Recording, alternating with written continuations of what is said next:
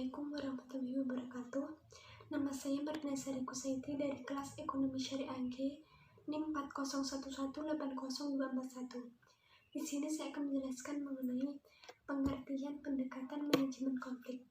Pendekatan manajemen konflik bisa diartikan sebagai pelaksanaan pendekatan manajemen konflik dalam menyikapi berbagai masalah yang timbul dari kalangan anak asuh.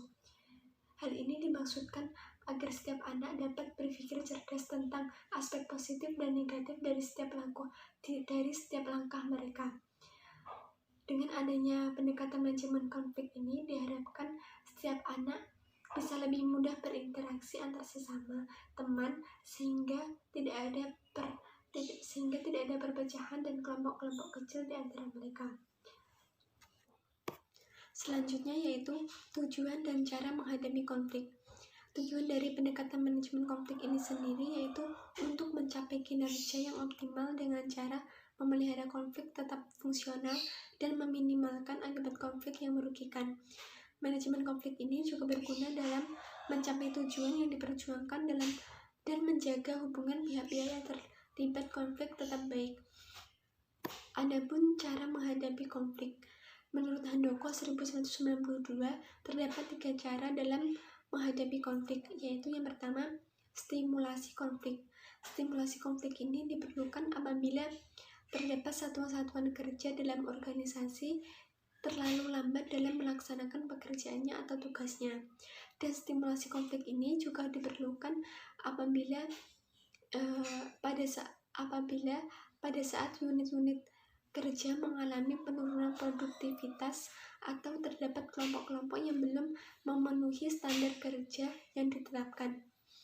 Stimulasi konflik ini dapat dilakukan dengan 3 cara, yaitu yang pertama, meningkatkan kompetensi dan peluang konflik, yang kedua, menumbuhkan ketidakpastian antar kelompok, dan yang ketiga, memperbarui kinerja. Cara dalam menghadapi konflik yang kedua yaitu pengurangan atau penekanan konflik. Pengurangan atau penekanan konflik ini diperlukan apabila konflik yang terjadi merintangi pencapaian tujuan. Adapun teknik yang dapat dilakukan manajer dalam pengurangan atau penekanan konflik ini, yang pertama yaitu memisahkan kelompok atau unit yang berlawanan, yang kedua menerapkan peraturan kerja yang baru, yang ketiga meningkatkan interaksi antar kelompok, yang keempat mengadakan pelatihan pekerjaan, dan yang kelima memfungsikan peran integrator. Cara menghadapi konflik yang ketiga yaitu penyelesaian konflik. Penyelesaian konflik merupakan tindakan yang dilakukan pimpinan organisasi dalam menghadapi pihak-pihak yang sedang konflik. Metode yang digunakan dalam penyelesaian konflik ini yang paling banyak digunakan yaitu dominasi, kompromis, dan pemecahan problem secara integratif. Saya Nasratul Aulia dengan NIM 401180259. Di sini saya akan melanjutkan materi dengan subbab pendekatan manajemen konflik. Menurut Levitt H.J., bahwa untuk mengatasi konflik dapat dilakukan pendekatan-pendekatan sebagai berikut. Yang pertama adalah teknik konfrontasi. Teknik konfrontasi adalah pemecahan masalah untuk mengurangi ketegangan melalui pertemuan tatap muka antar kelompok yang sedang konflik. Yang kedua ada teknik negosiasi dan tawar-menawar, yaitu sebuah teknik yang dilakukan dengan perundingan mempertemukan dua pihak dengan kepentingan yang berbeda untuk mencapai sebuah persetujuan. Kemudian teknik yang ketiga adalah teknik penyerapan, yaitu cara untuk mengelola konflik organisasi antara kelompok besar dengan kelompok kecil. Selanjutnya adalah menurut Wexley KN dan UGA mengemukakan bahwa pendekatan-pendekatan yang umum dilakukan terhadap manajemen konflik adalah yang pertama, menetapkan peraturan-peraturan dan prosedur standar untuk mengatur perilaku agresif, mendorong perlakuan jujur terhadap bawahan.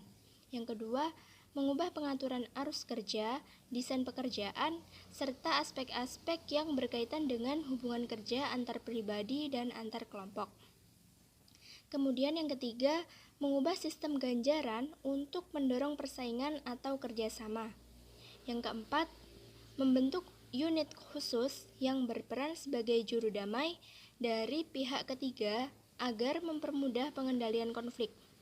Kemudian yang kelima adalah memberikan kesempatan kepada pihak-pihak yang mempunyai orientasi tujuan yang berbeda dapat terwakili dalam kelompok pembuat kebijakan.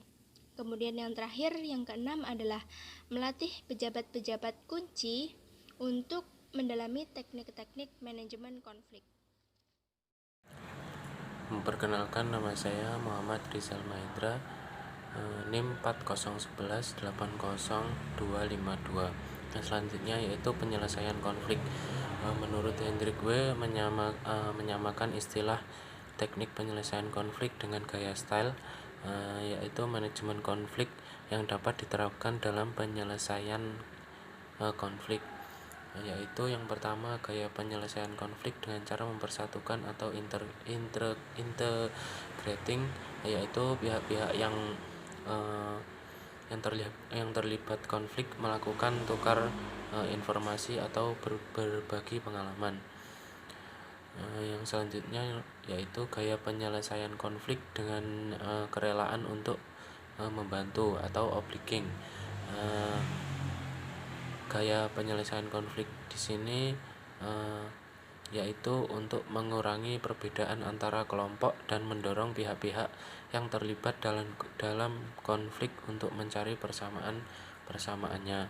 Yang selanjutnya yaitu gaya penyelesaian konflik dengan cara mendominasi atau dominating, yaitu kebalikan dari gaya obliging yang menekan pada kepentingan diri sendiri.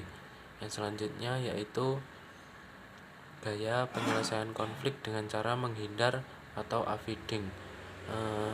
Di sini yang dimaksud avoiding yaitu sebagai salah satu strategi pengendalian konflik dengan cara menghindari persoalan. Yang selanjutnya yaitu gaya penyelesaian konflik dengan cara kompromi atau compromising, yaitu dikategorikan efektif bila isu konflik sangat kompleks dan kedua pihak yang terlibat konflik mempunyai kekuatan yang berimbang. Sekian, terima kasih.